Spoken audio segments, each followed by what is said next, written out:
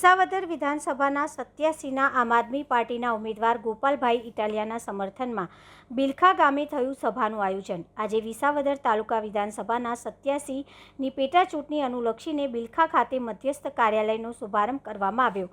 આ પ્રસંગે ઈશુદાન ગઢવી, રાજુભાઈ કરપડા, આમ આદમી પાર્ટીના વિધાનસભાના 87 વિસાવદરના ઉમેદવાર ગોપાલભાઈ ઇટાલિયા તેમજ અન્ય આમ આદમી પાર્ટીના કાર્યકર્તાઓ, નેતાઓ ઉપસ્થિત રહ્યા હતા।